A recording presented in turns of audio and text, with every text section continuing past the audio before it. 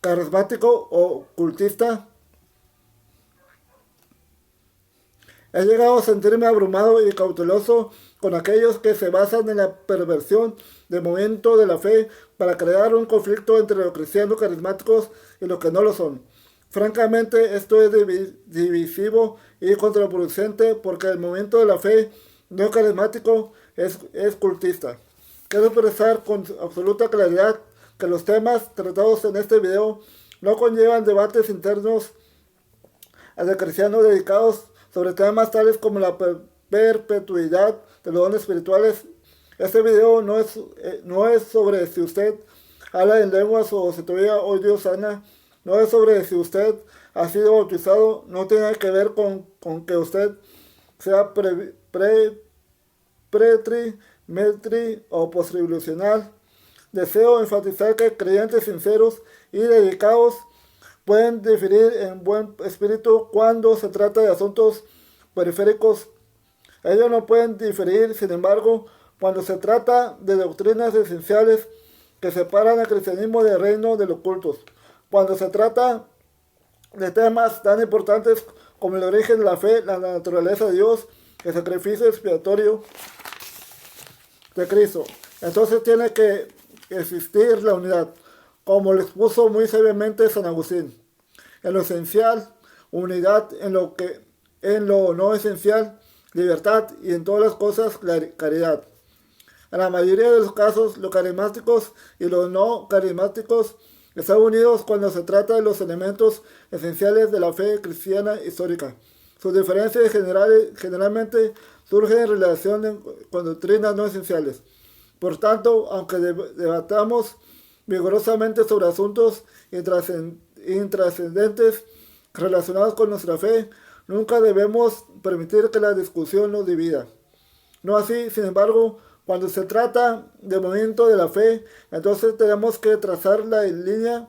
El movimiento de la fe ha subvertido sistemáticamente la esencia misma del cristianismo hasta el extremo de presentarnos un Cristo falsificado, un cristianismo falsificado. Por tanto, luchar contra la teología del movimiento de la fe no nos divide, más bien nos une como creyentes.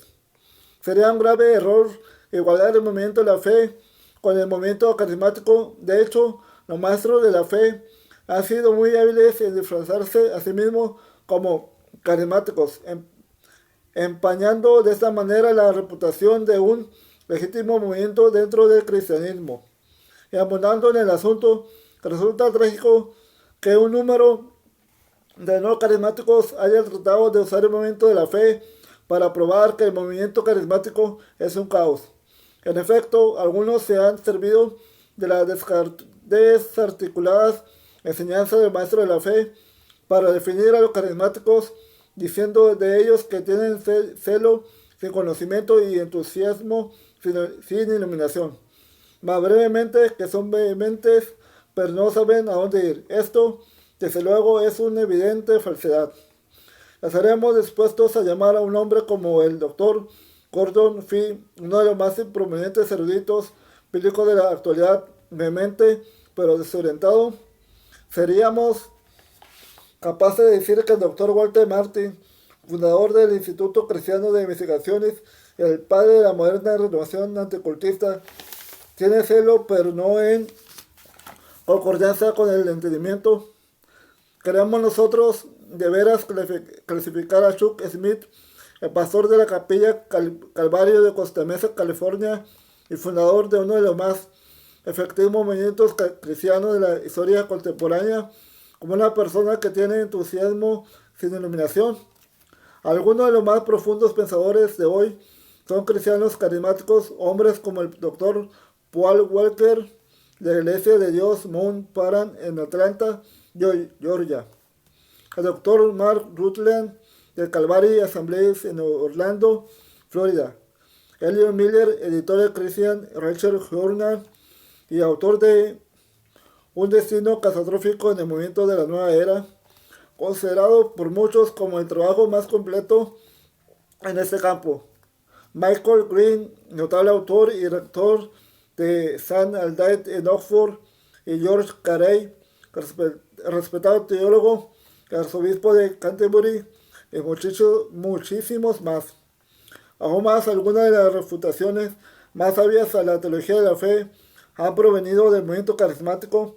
Ejemplos notables incluyen los trabajos de Walter Martin, Gordon Fee, Dan McConnell, Charles Farah Elliott, Miller, H. Terrence Newman y Dale H. Simons. Lo que resulta especialmente trágico, sin embargo, es que una amplia variedad de hombres y mujeres cristianos, tanto carismáticos como no carismáticos, están respaldando a los líderes dentro del movimiento de la fe. Es increíble pensar que este sistema ocultista haya llegado a ser tan poderoso que cristianos en cualquier otro aspecto muy confiables le estén concediendo carta blanca a ese movimiento para que esparza sus venenosas doctrinas pervertidas en público incauto y desprevenido. Es perturbador para la mente el hecho de que algunos editores cristianos no tan solo la publiquen, sino hasta que defiendan las enseñanzas ocultistas de los predicadores de la fe. Quizás aún peor, los cristianos en los medios masivos de comunicación han estado muy dispuestos a presentar a estos hombres y mujeres vivos y a todo color a los hogares de millones de televidentes cada día. Si los cristianos van a continuar publicando y promoviendo tales enseñanzas, también deberían ellos ofrecerle las mismas oportunidades a los programas producidos por la Escuela Unitaria de Cristianismo y la Iglesia de la Ciencia Religiosa. Hace años, cuando en Moody Press se dieron cuenta que uno de sus autores había negociado el cristianismo con el reino de los ocultos, inmediatamente sacaron sus libros de la circulación. Ellos prudentemente rechazaron respaldar a un hombre cuyas enseñanzas fueron, al menos indirectamente, responsables de las trágicas consecuencias físicas sufridas por cerca de 90 hombres, mujeres y niños. En un dramático contraste, hay ciertos editores y productores que cuentan que cuando son advertidos acerca de la teología ocultista de gente como Benny Hinn, salen inmediatamente en defensa de ellos. Se queda uno maravillado pensando dónde están los héroes de la fe. ¿Dónde se encuentran aquellos que están dispuestos a reclamar integridad? ¿Dónde están esos hombres y mujeres que, como los santos de la antigüedad, están listos para encarar el lustroso acero del tirano, la acechanza furiosa de los leones y los fuegos de miles de muertes, con el propósito de defender la fe que de una vez y por todas fue confiada a la Iglesia?